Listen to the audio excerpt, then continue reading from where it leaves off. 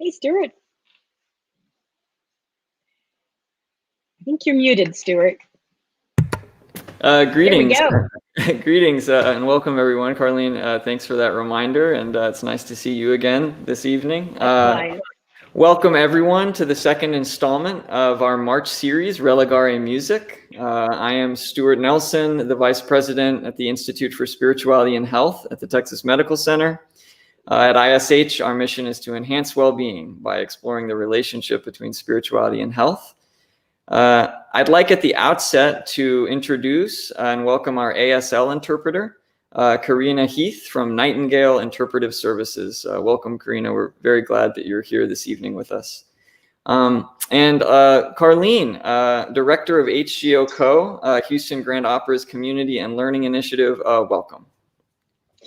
Hi, Stuart. I'm so delighted. Can you believe this is already week 2 of the 5-week series. So it's great to see you after all of the planning. And like Stuart said, I'm the director of HGOco, which is Houston Grand Opera's Community and Learning Initiative. This series is part of our ongoing partnership through HGO's Seeking the Human Spirit initiative. And this is a 6-year multidisciplinary initiative designed to highlight the universal spiritual themes raised in opera and to expand and deepen Houstonians' connections to opera and art. Great. Well, it sure is a wonderful collaboration. And if you're joining us for the first time this evening, just know that Religare Music is part of a wider series called Religare that the Institute has sponsored. That explores some of the essential building blocks of cultural and religious traditions like prayer and food and architecture. Religare in Latin is considered by some scholars to be the root word for religion. It means to bind or to bind fast or bind again.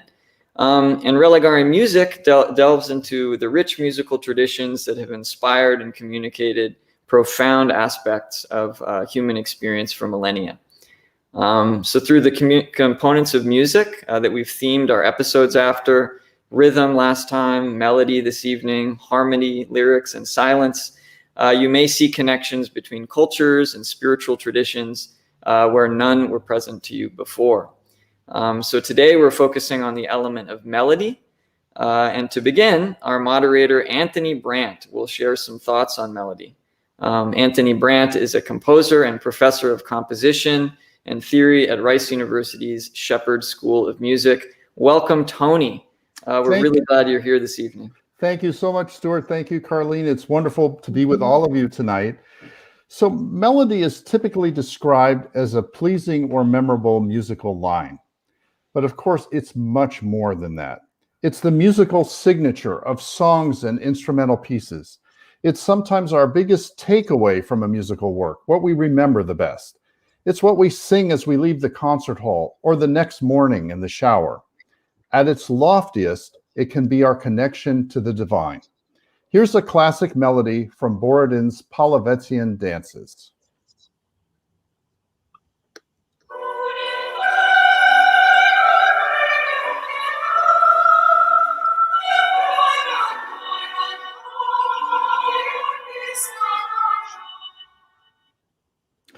Yet music is just vibrating air, and melody has no real physical existence outside of our memory. So how does it make such a strong impact on us? And the answer is human pattern recognition. Thanks to the human brain's magical ability to recognize patterns, we are as adept at distinguishing melodies as we are at distinguishing human faces. Change the context, change the instruments, even disguise the melody a little, and we're still able to recognize it. Next slide, Amy. My hand, I'm a stranger in paradise, all lost in a wonderland, a stranger in paradise. And one more example.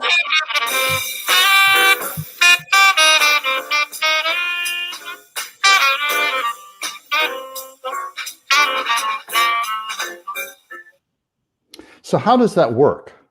Well, in Western music, we typically rely on three musical features to recognize melodies. First, there's the shape of the melody, its contour, when and where it rises and falls, and by how much. Here's the opening theme of Bartók's Music for Strings, Percussion, and Celeste.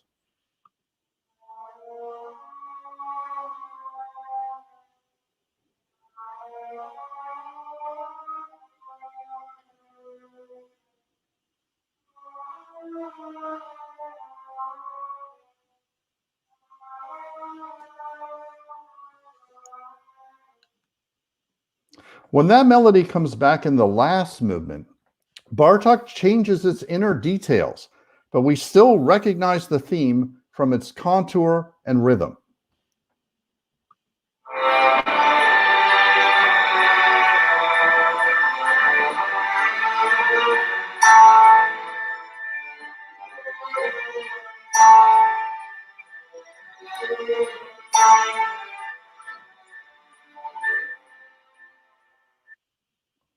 Speaking of rhythm, that's another memorable feature of melody.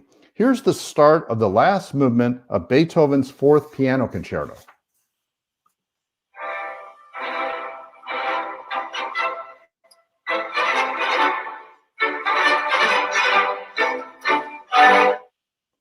Later in the movement, the piano mimics the rhythm of the theme with only hints of the melodic line.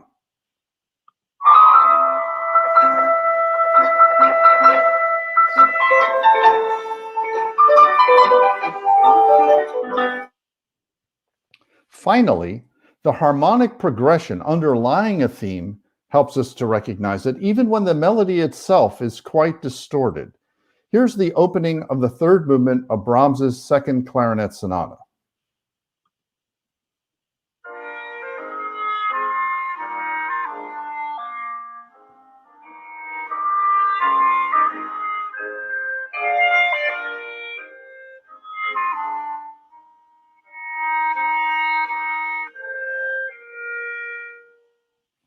Later in the movement, the following passage occurs.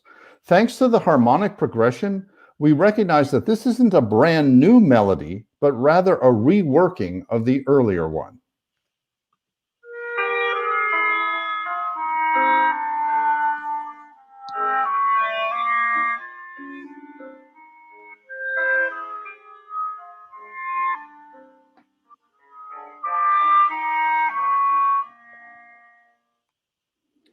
Western melodies only make sense to us because our brains can follow patterns of contour, rhythm, and harmony. It's those patterns and our ability to recognize them that warm our hearts and lift our spirits. Now, traditional Western melodies tend to be very internally repetitive, have a regular rhythm and phrase structure, and need to be sung in tune to fit with the harmony. Melodies in other cultures can be quite different. For instance, in the Psalmody of the Hebrides Islands, the congregation sings together, but is not coordinated by a shared pulse. Instead, everyone sings the melody at their own speed.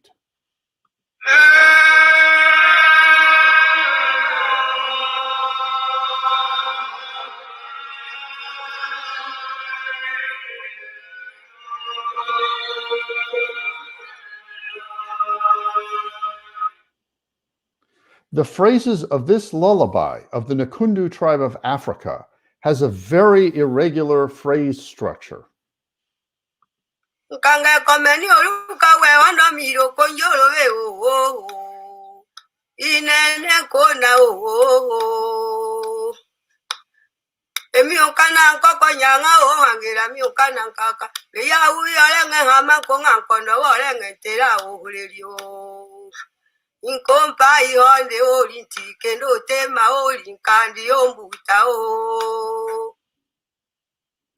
The layering of voices in this Bulgarian folk melody allows for dissonances that would not be permitted in traditional Western music.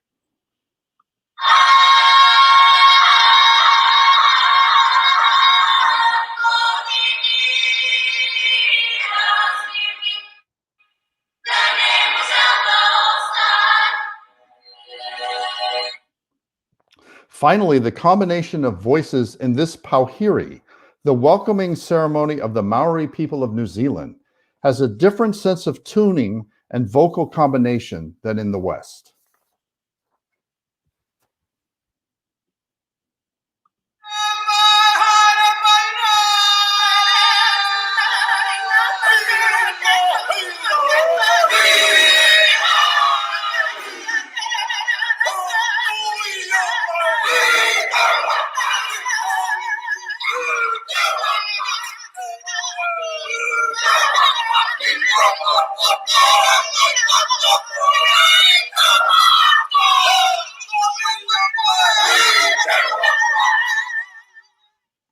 There is an amazing variety of melodies and how they are treated across world musical traditions. In fact, even the way pitches, the building blocks of melody, are perceived varies across cultures. Listen to the following example.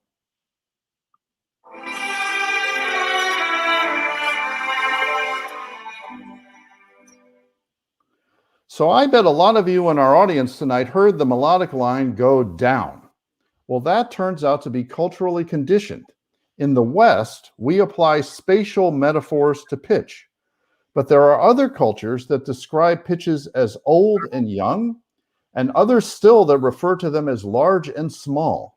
For the Shona people of Zimbabwe, low pitches are crocodiles, and high ones are people who chase after crocodiles. It's hard to know if those other cultures internalize melodies in the same way that we do.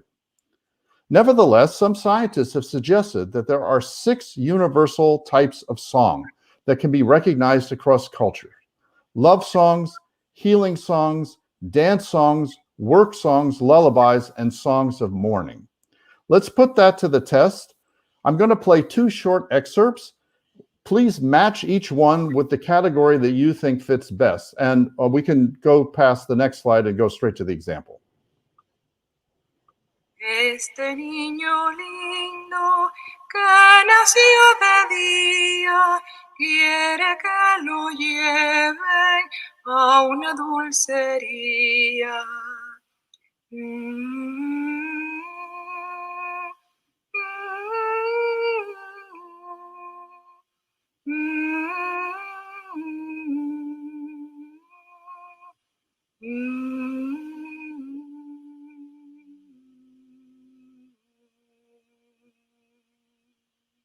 Okay, so that was the first example. Match that with the type you feel fits best. Now let's try the second one.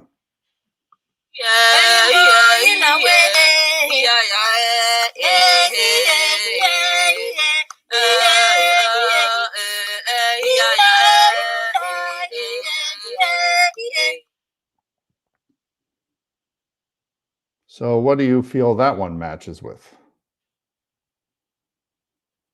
So you might be surprised to find out that both songs were lullabies. In many cultures, a lullaby, of course, involves singing exactly the same music over and over while getting softer and softer. However, when Bebenzeli pygmies want to put their children to sleep, they sing louder and pat their children on the head. So even though there are consistencies across cultures, we must always be careful about claiming that a musical practice is universal. Over the span of tens of thousands of years, humans have created a staggering variety of melodies. Virtually every musical tradition speaks through melody, but what those melodies say and how we understand and appreciate them varies widely. That diversity is a tribute to the expansiveness of human imagination. Thank you, and now I'm happy to send it back to Stuart.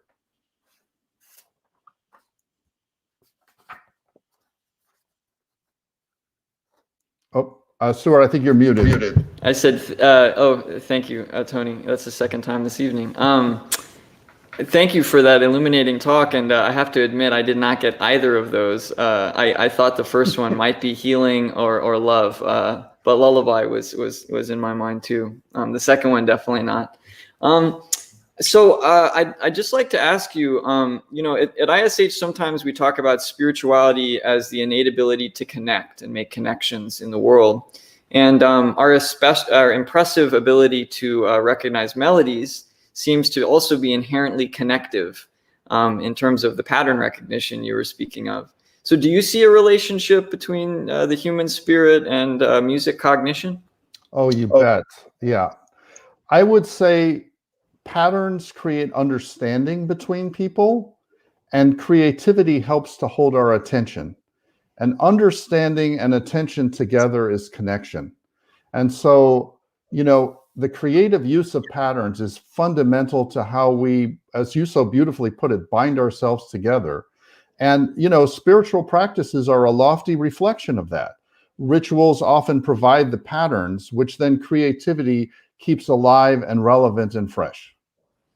Wow, so beautiful. Well, I look forward to hearing your remarks in our panel discussion at the end of the evening. But now we're going to turn it over to our first performer of the night.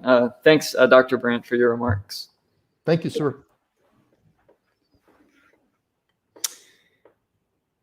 So I'd like to now introduce Fatih Bayram, a member of the Istanbul Trio, who will be sharing some Sufi prayer music. Welcome. Hello. Hi, Stuart. How are you? Good evening. Good evening. Good evening. Thanks for joining us. Can you tell us a little bit about the music we'll be hearing tonight? Sure. First of all, I just wanted to say I'm delighted to be a part of this program on behalf of the other two of the Istanbul Trio, my beloved musician friends, Aslıhan and Ertuğrul Erkişi. I'd like to thank you, Stuart, and Carlene, Tony, Andy, for this valuable gathering. Before I give you a brief intro about the melodies that you'll be listening tonight, I'd like to tell you about Istanbul Trio. Although Aslıhan and Ertuğrul Erkişi are settled in New Jersey now, they spent majority of their lives in Istanbul, which is, historically speaking, the crossroads of many civilizations and various cultures. They grew up with the music originated in Anatolia. Anatolia is the peninsula from Mesopotamia stretching to the Balkans. So it's a very diverse cultural geography, I'd say. So the classical Turkish music, the music that they were born into, learned, performed, and taught for many years, has a long history and contains a large scale of intercultural elements in it. Aslıhan and Ertuğrul are experts in classical Turkish music, perhaps like many other great musicians in Turkey.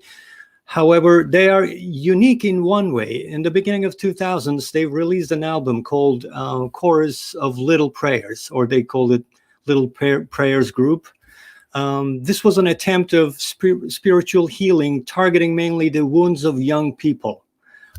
So this album sold over 1 million only in Turkey, which was pretty impressive for that time. I'd say these compositions, melodies, initiated a unique genre in terms of content. And many others produced similar works of art after being inspired by this album. Now they see New York as their new home, which we can say crossroads of world cultures, and they continue to teach at their School of Music, which they call Nirvana, which I, again, find very meaningful. And together we perform throughout the U.S. So the melodies that you'll be listening to is from one of those performances. My great musician friends, Philip Mayer, Umut Yaşmut, Ian Kenselar, and Peter Daverington has joined the Istanbul Trio there for that performance. The first one is a Sufi song in Nihavend scale, which is in D minor, with some microtonal embroidery in it. So that it's called Ya Rabbi Aşkın Ver Bana. A literal translation could be, "Oh Lord, give me your love," in the sense that teach me how to love in the best possible way. So Ertuğrul decided to connect this tune to another Bektashi tune called Demedimi, which translates, "Didn't I tell you, oh soul?" Again, in the same makam, Nihavend, or D minor. The theme is basically about self-interrogation. So this can be seen as a method of ripening one's soul in Anatolian Bektashi culture or in Sufi tradition also. So, Stuart, you'll also notice a whirling dervish, which represents the Mevlevi tradition there. I'm not going to go into the details of that since our subject matter is only melody here. So, but it's all about the effort of reaching this immaculate state of spirituality. So hope you enjoy it.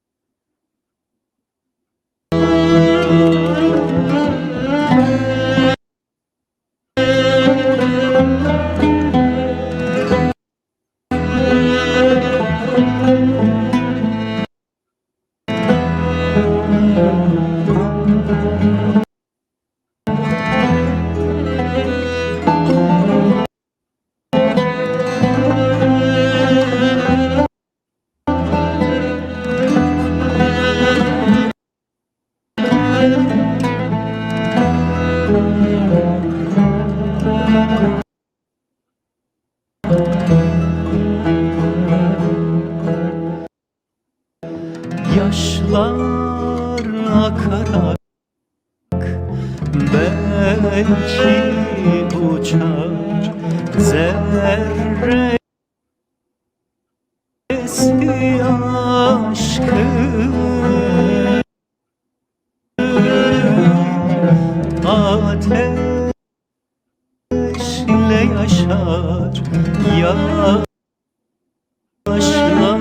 değil.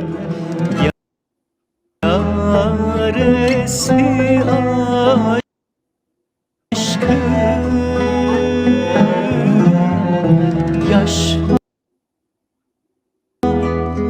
akarak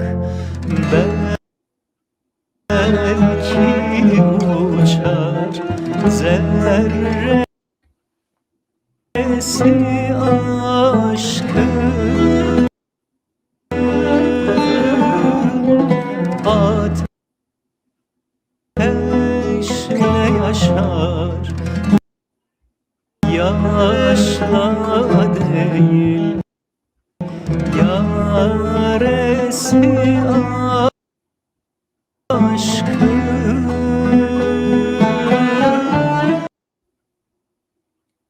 yanmaktır efendim biricik çaresi aşkın ağlatma yak ağlatma yak hali perişanıma bakma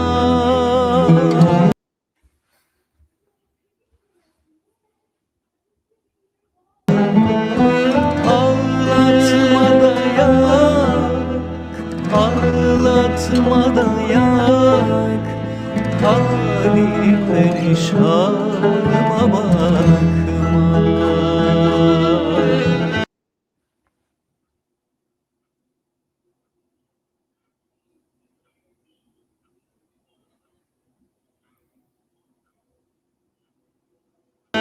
Ağlatma da yak ağlatma da yak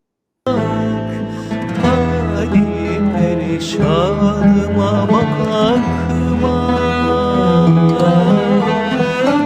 ağlatma da yak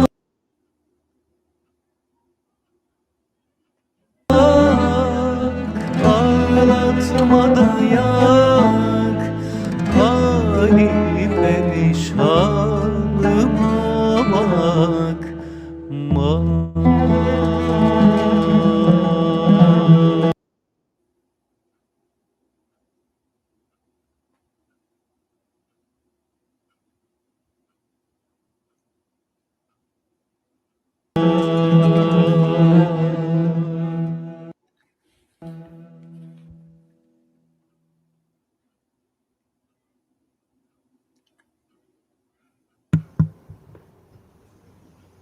Thanks, Fatih. I think there was some pausing there, but what I was really struck with was some of the repetition in lyrics that I heard.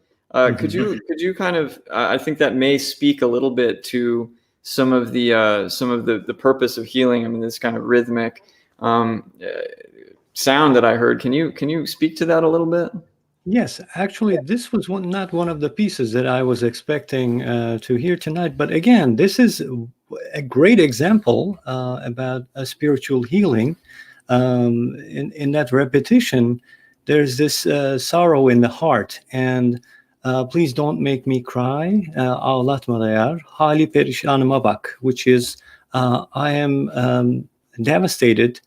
Please become some sort of a remedy for me. That's how the repetition goes. So this was Aşk, composed by Ertuğrul Erkişi, and it's a beautiful composition, by the way. I think we're going to have another one on the horizon soon. All right, thank you. So I believe this segment is just going to end, and there's going to be a brief pause. I think there's a technical issue that we're working through. So to all of you who are logged in and watching, I apologize, but we're just going to have a brief pause. Carlene?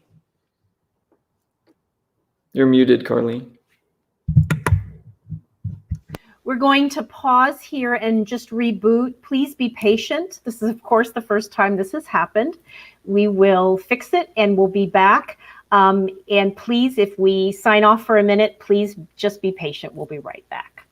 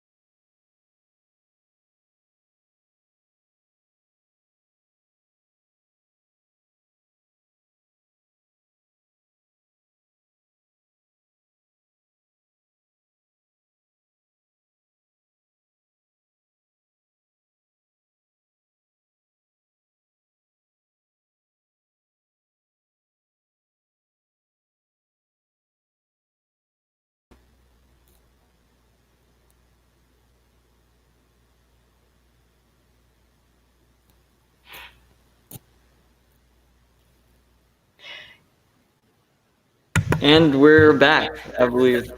So, are we gonna bring Fatih back on, or are we gonna? I think let's keep moving. And what we'll do, Stuart and everyone, when we repost this, we'll make sure that all of the recordings that have been shown so far tonight, we'll make sure they're sound and clear, so you can go back in and take a listen to that. And then we'll pick up the conversation. We want to leave plenty of time for the paneled conversation, so we'll bring Fatih back in at that point, if that sounds okay. Okay, great. That sounds wonderful. So, Carlene, I will turn it over to you to introduce our next artist. Great. So, thank you.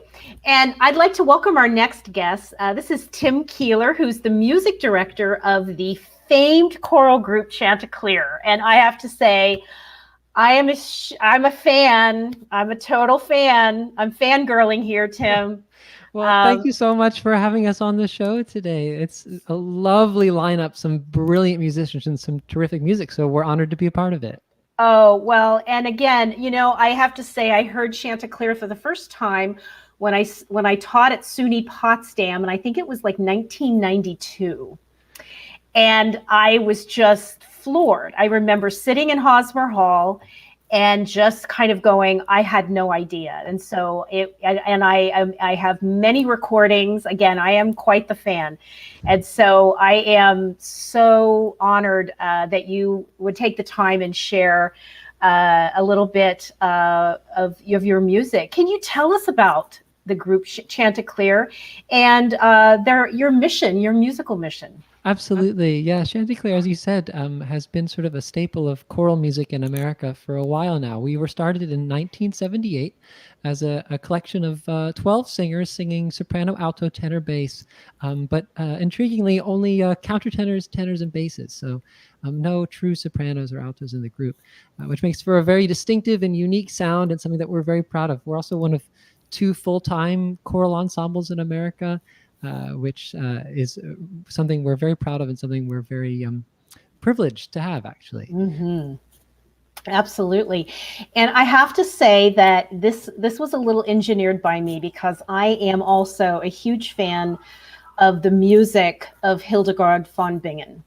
And she is one of my I get my most inspiration from her music. And a lot of people don't know about her. She was a cloistered nun and a composer, one of the first composers that we really know about today. That's right. And so could you share with us a little bit about this beautiful musical piece that Chanticleer will sing? I will, yeah. As you said, Hildegard von Bingen, a German composer and a Renaissance woman before the Renaissance. She was living around the year 1150, and she wrote music, she wrote lyrics, she wrote literature and books about science. She really did everything. It was very inspirational. And so she has a set of collections of antiphons, mostly, that she not only wrote the music for, but she wrote the lyrics to as well. So the selection that you're about to hear is a piece by her called O Frontens Virga, which translates to O Blooming Branch. Virga meaning branch, and Virgo meaning virgin. So this is actually an antiphon for the Virgin Mary. And because amongst all of her many accomplishments, Hildegard actually was an abbess at a convent that she started herself. So this is a piece that she conceived from the ground up. And this is our performance that we sang at the Mariinsky Theater in Russia a few years back. And it's actually a bit of an arrangement. The Hildegard song itself is just a melody. It's a beautiful, simple melody. And so this is a bit of a spin on it by a previous music director, Jace Wittig. He interpreted it a little bit and added a couple notes here and there just to give it a little more atmosphere. Great. Let's take a look at this wonderful piece.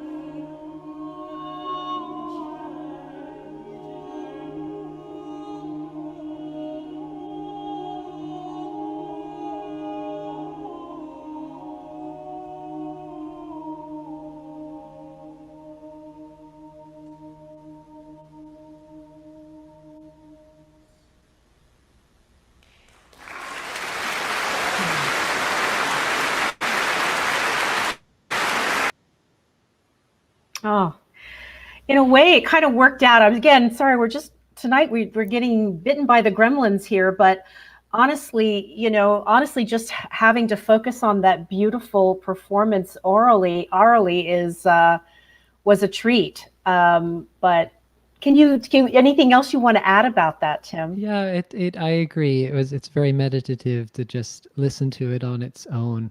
I spoke with the soloist who you heard, Adam Ward, briefly before coming to chat with you all tonight, and he said something very profound. He said, when I did that performance, I knew that I had to find Hildegard and hold her hand. And she led him through it. I know it was a meditative experience for us listening to it, and also one for him as well as he was performing it. Oh, and again, it just speaks of that. Even that quote just speaks of the connection, the profound connection that can come from being in that state of bliss. Really, Absolutely. It's just beautiful. Oh, this was just lovely, Tim. We'll look forward to your contributions to the chat when we come back with you. So thank you so much. And our final guest for the evening is Pandit Suman Ghosh. He's a Hindustani classical music virtuoso. Welcome, Panditji, and also to your lovely wife, Sashi. How are you this evening? Doing very well. Thank you so very much. Thank you, Berlin. We know we're not going to have the glitches with you because you're performing live tonight. Yes? Thanks. So. Firstly, thanks for the kind invitation. And it's an honor to be here, always at the Houston Grand Opera, and today in the middle of all wonderful, distinguished people. And we are really carried away by the music which we have heard so far.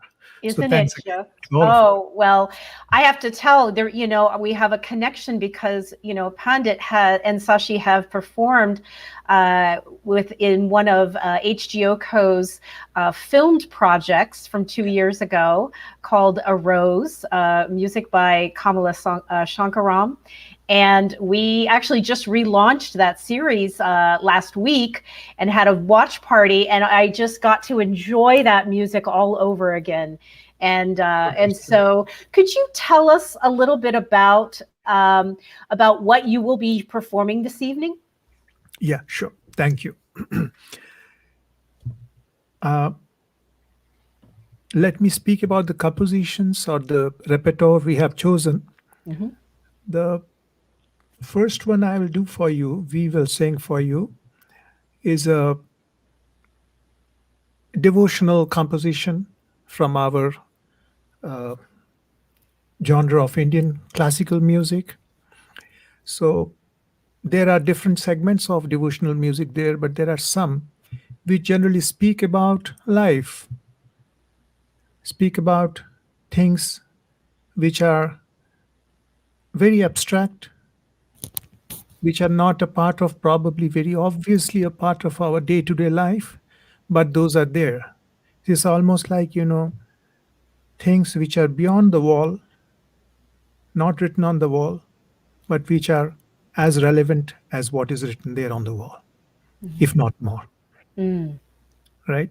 So the theme of this composition is about mind, the thought process. So what it says is, one can win the world, one can win everything in life by the strength of maybe power, maybe wealth, maybe resources. But perhaps the most difficult thing to win over is our own mind. And make it work, make it move in the desired direction so that I am on the right path by the end of the day. So the final verdict or final words, it says that the only way to ensure that is by following the path of honesty, humility, and truth. And one who follows that, he or she finally arrives at the world or the realm of life where there is only happiness, nothing else.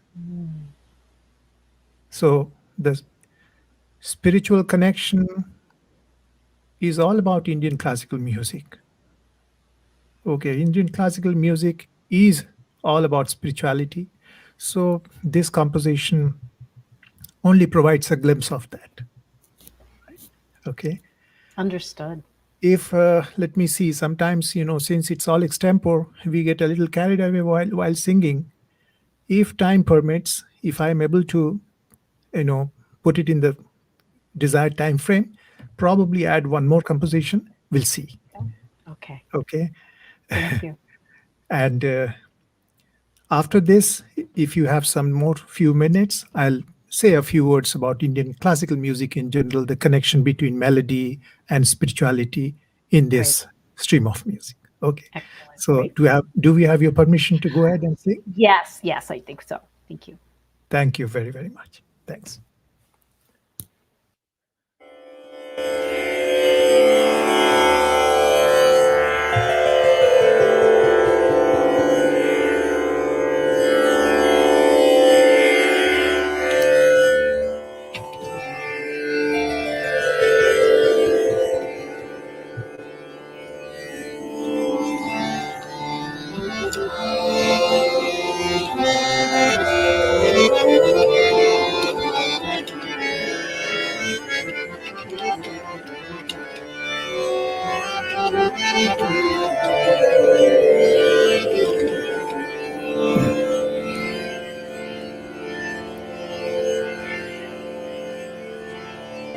मन तो है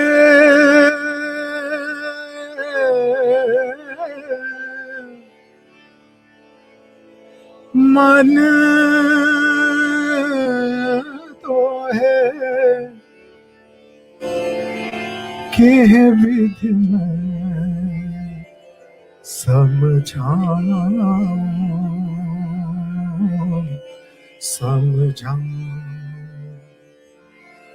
मन तो है कि विधि में समझाऊं मन तो है कि विधि में समझाऊं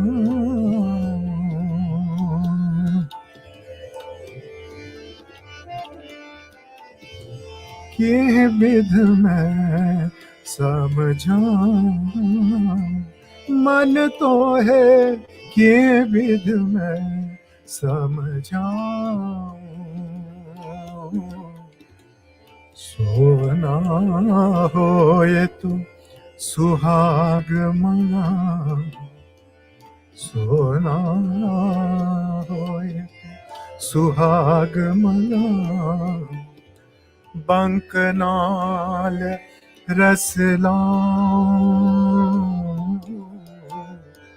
बंकनाल रसलाऊं ज्ञान शब्द की फूंक चला पानी कर पिघलाऊं मन तो है पानी कर पिघलाऊं मन तो है कि विध में समझाऊं मन तो है कि विध में समझाऊं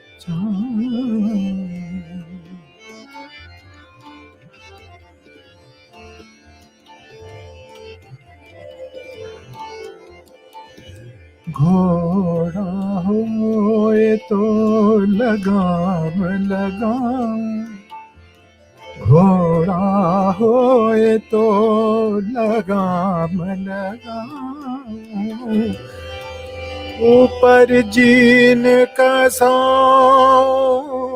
मन रे ऊपर जीन कसाऊं मन रे घोड़ा होए तो लगाम लगाऊं ऊपर जीन कसाऊं मन रे हो ये सवार तेरे पर बैठूं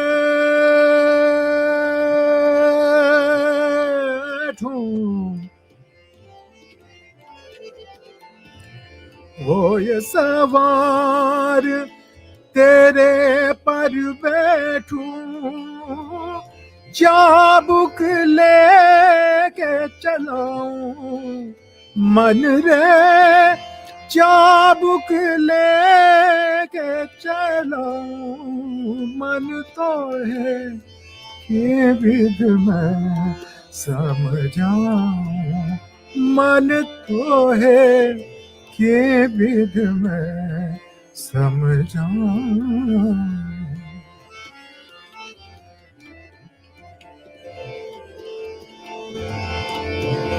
ज्ञान ना हो ज्ञान सिखाऊं, सत्य की राह चलाऊं, मन रे कहत कबीर सुनो भय साधु,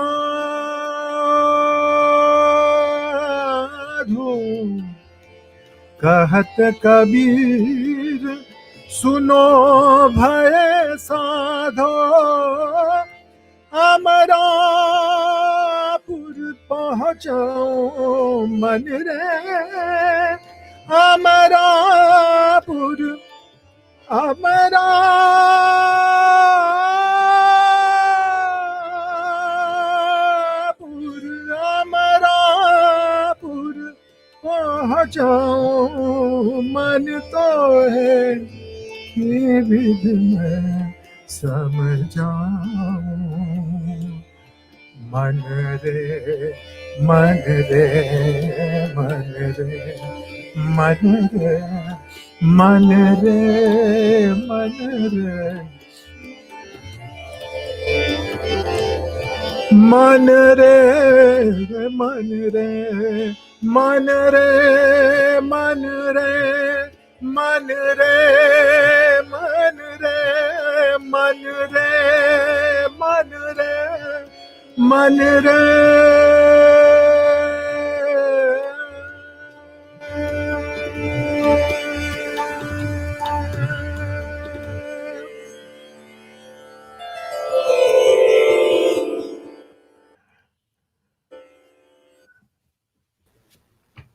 Oh, thank you. Just beautiful, and to again just to allow that music to kind of infuse our minds and bodies. We're extremely grateful.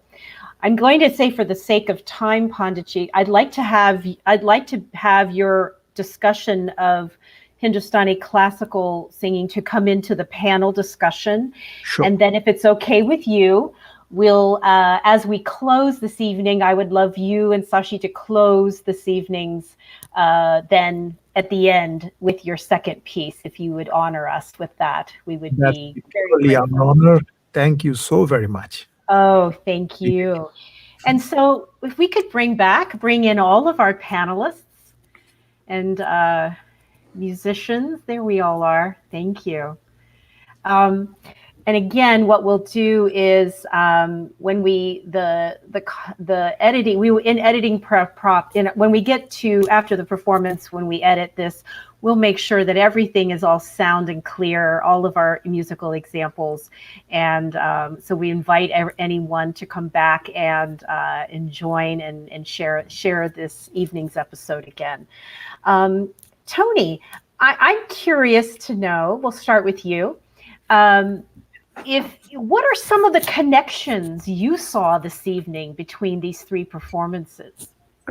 Well, thank you for this beautiful music. It was just thrilling to hear. And I think, one unifying feature is the human voice, and what lies naturally and comfortably for the voice anchors all of the repertoire that we heard tonight. And that's, I think, part of its communicative power.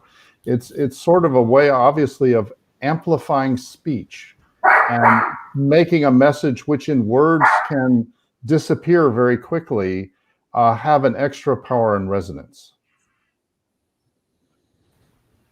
That's lovely. And Tony, I know you have some questions that you'd like to engage with the rest of the panel. Sure. One of the things, of course, that's thrilling is that some of the music you play tonight is from very ancient traditions. And in the case of Hildegard von Bingen, it's almost 1,000 years old. What do you feel this music still brings to us today? And is there a sense of, not only communicating among ourselves, but also with the people who have come before us?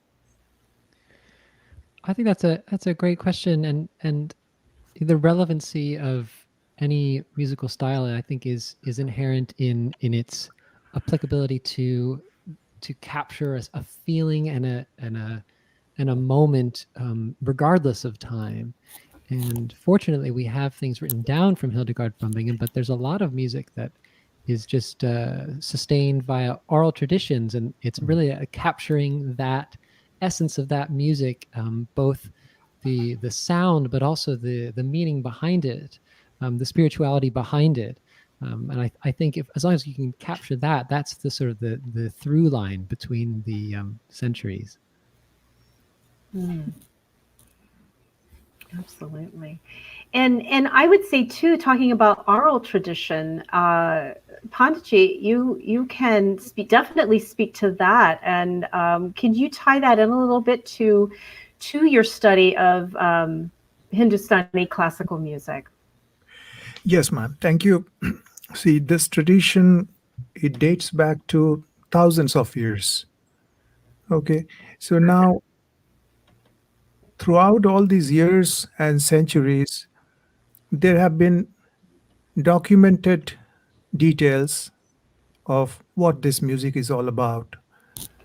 Of course, it has evolved with time, but what has happened is the melody in this music is called rag. We call it rag. So rag, the shape of a rag, the entire detail about a rag, it's well documented, but it's open to interpretations by individuals. So it's a combination of both. On one hand, it strictly follows the grammatical parameters. At the same time, people who have attained that height, who have elevated themselves to that level of musicianship, they have every freedom to explore the rag every other day. In fact, the members of the audience who come to listen to this music, they expect the artist to come up with newer things every day. And the artist also, he himself doesn't know what's going to happen next moment, what he's going to produce next minute. In fact, only this, in Indian tradition, very old civilizational things are like this. It's only the moment is true. The moment which has passed doesn't hold good anymore. The moment which is going to come next, we don't know what's going to happen. So this moment is true. The musically is also that's true. So we follow a wonderful combination of written guidelines as well as instincts, musical instincts that we develop through training, we call it sadhana, meaning basically practice. And that practice has got a lot to do with spiritual elevation. It cannot be separated out. That's how it is. Lovely. Thank you. And Fatih, do you know, like, can you also share in your music, in your tradition, what how is spirituality connected to the music that you make as well? Sure. I just wanted to share my own experience about when I'm performing with Ertuğrul and Aslıhan. When you like a melody, you play it and you enjoy it, no matter what the lyrics are all about, however you feel about it. When you enjoy the melody, you just play it. That's how I used to feel. After I met with them, something caught my attention there. Sincerity was their target there. So as I mentioned earlier, one of the themes of one of the songs that I shared with Andy before, it was about self-interrogation. This is a method of ripening one's soul in Sufi tradition, or I'd say in Anatolian cultures, in many cultures actually. So something caught my attention. If Aslıhan and Ertuğrul, if they don't feel like it, if they cannot put full sincerity into that song, they don't do it there. even in a concert, in a well-written, let's say we have a playlist and we decided that we were going to do these songs, and we go to the concert and Arturo looks at me and says, no, let's skip this. I'm not feeling it. Let's move on to the next one. So sincerity is the main thing there. Otherwise, if you don't feel it deep inside, it's not going to reach to the audience, and our words are not going to mean anything. So that was one of the most important things that caught my attention since I started working with them. So I say sincerity is the main thing. And also, and I hear similar concepts coming also that Panditji talked about in terms of that, being in the moment and being in that state of I would call bliss. There are many names for it. Obviously, we all try to achieve that in a variety of practices. We have a couple of questions from our audience that I want to jump to. The first one is, it appears the love for melody is a learned gift, a heartfelt language that may not be fully appreciated by others who have not been brought up in that particular culture. Is that true? And Tony, you talked a little bit about that. I think you shared sort of like how we are raised within how much culture has to do with how much we understand the patterns that you spoke about at the beginning of the program. So it is true. There's a lot about the particulars of a music that we love that is enculturated. A good example in Western music is the major and minor modes, which is one of the fastest ways music in the West communicates being happy or sad or positive or negative emotion. But actually, that's not absolute. There are cultures that get married to music in minor. Mm-hmm. And I'm part of an interesting experiment at Houston Methodist Hospital's Center for Performing Arts Medicine, where we actually played a playlist of music to people while they were in an fMRI scanner, music that they brought in themselves, music from Western culture they'd be familiar with, and then music we thought they wouldn't probably have ever been exposed to. In this case, we picked HGOku, the court music of ancient Japan, which is 1,000 years old, and in Japan is considered one of the most lofty kinds of music. When the Western ears, though, were in the scanner, you couldn't tell the difference between them listening to noise and listening to the HGOku. Interesting. And whereas their brain completely lit up when they were listening to their self-selected music, it hardly responded at all when they were hearing the HGOku. And again, it's important to emphasize, HGOku is deeply the music of another culture. It is, again, exalted and noble and has been around for 1,000 years and continues to be played.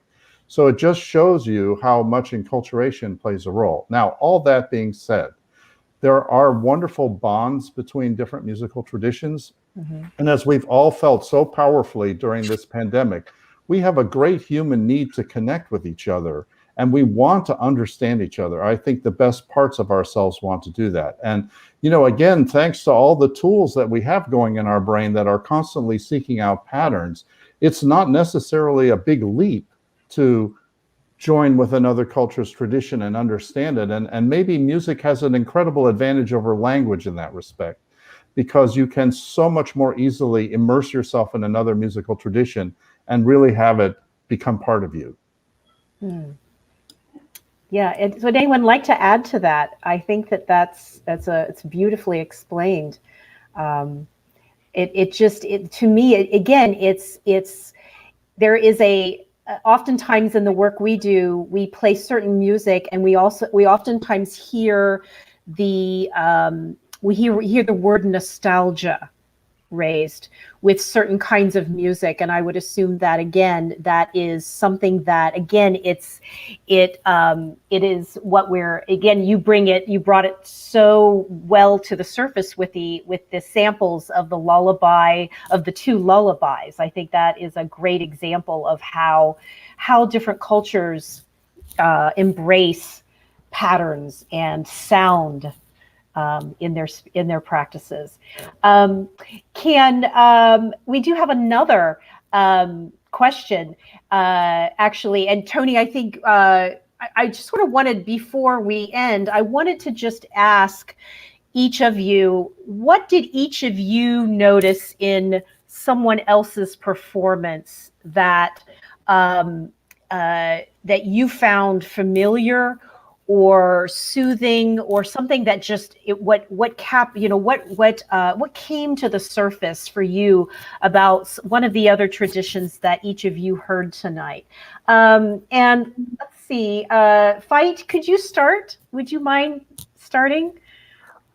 Should I? Okay. Well, or would you like to? Yeah. No, go ahead. Okay.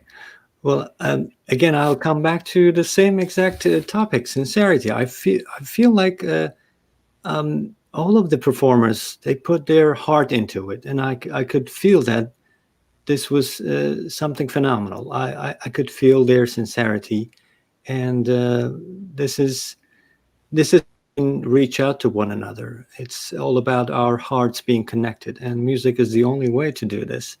So I really appreciate their performances, and I'm honored to be among wonderful people tonight. This is so it's a blessing. Thank you. Great. And Panditji, what came to the surface for you when you heard the other music?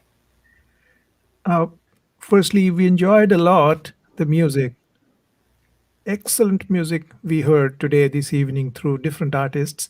But the point that came again in my mind, that I'm again convinced that music, melody, spirituality, these are all part of the same package. So, and there is no borderline based on origin, nationality, language, faith, whatever we may think of. Nothing can separate people when it comes to music, because it has got to do with pure feelings. Music, sometimes people ask me what sort of music to listen to. I say, listen to music. Don't listen to something which is not music, but is being portrayed as music. That says everything. Thank Listen. you. Thank you. And Tim, I'm curious, because again, performing mainly in the Western European style, what similarities or inspirations did you find tonight? Well, I think Fatih hit the nail on the head. It's I love the word you used. It's sincerity, and we're talking about patterns and melodies, right? That was how we started this, and we're talking about patterns and performance between everybody. It's that sincerity. That's the pattern, and it's that willingness to be vulnerable in the moment, and to trust the performers you're with, and to trust your audience to express that sincerity and to really inhabit whatever it is you're trying to convey. I think that's the sort of the crux of being a musician, and it was on full display, I think, tonight. Thank you. And again, I want to thank everyone tonight for what a fascinating evening. And again, when we edit tonight's performance episode, we will make sure all the musical examples are clear and sound, and everything. And we appreciate your patience. And it's an honor to be in the same virtual room with all of you tonight. I feel this has been a holy place this evening. So thank you very much. Stuart? Yeah, just a deep expression of gratitude. I'm so just joyed to be with you all this evening. Thanks for your time and your talent and energy this evening. For the audience, thank you for joining us this evening. Be sure to tune in next time in 1 week from this evening, and like and share this video, and definitely follow us on Facebook and YouTube for up-to-date details about our forthcoming events. Great. And for more information about other programming offered by the Institute for Spirituality and Health, and HGOco. Please visit our respective websites at spiritualityandhealth.org and HGOco.org. Great. Thanks again to everyone. And thank you to our audience, especially for joining us and your patience this evening. And we'll see you next week. And so, Pandit and Sashi, would you please share with us your second piece? Sure. Thank you so much. Thanks, everybody. Thank you.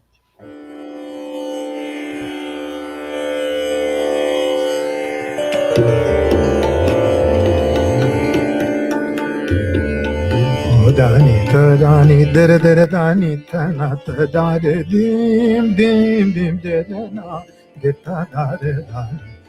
Dani tadani dere dere dani tana tadare dim dim dim dere na deta dare dani. Dani tadani dere dere dani tana tadare dim dim dere na.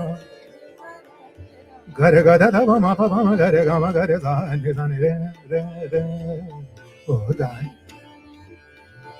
sa re ga ma pa ma gare ga ma pa da ni da ba ma pa da ni sa re ni re sa re da sa ni da ni pa ni pa da pa ma da ma pa ma gare sa ni sa re ga re re ni sa re re ni sa re re o da ni ta de re da ni na dere dere dani dum dere dere dani dim ta dere na dere dere dani dum dere dere dani dim ta dere alali ya la li ya la lum eli ya la alali ya la li ya la lum eli ya la granda te te te te di na de ta dare dani o dani ta da dere dere dani ta na ta dare di dim dim dere na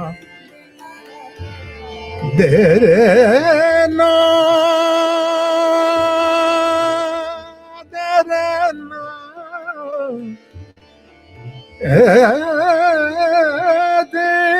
ta dere na dere